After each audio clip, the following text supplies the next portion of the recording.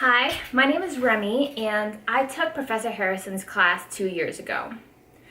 Now, it is a very challenging class, and it was my first exposure to understanding how accounting really interplayed with financial concepts, and that's what I really enjoyed about it.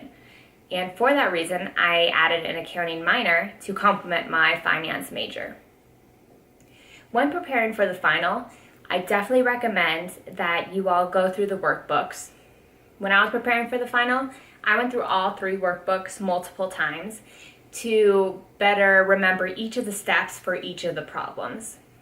The more that you're able to go through those workbooks and each type of problem, the more comfortable you're going to be with each step of the process, and the more confident you're going to be going into the final. I would also really recommend that you understand how the different financial statements interact with each other.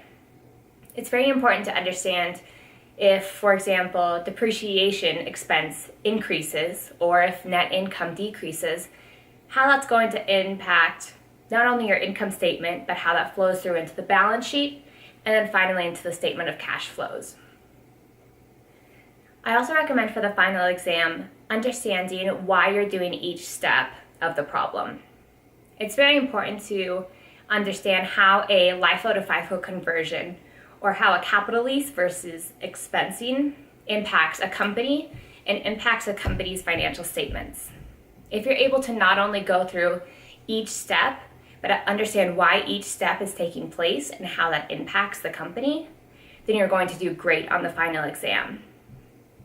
Not only is it important to understand the financial statements interaction and the reasons behind each step for the final exam, but it's also very helpful in the future.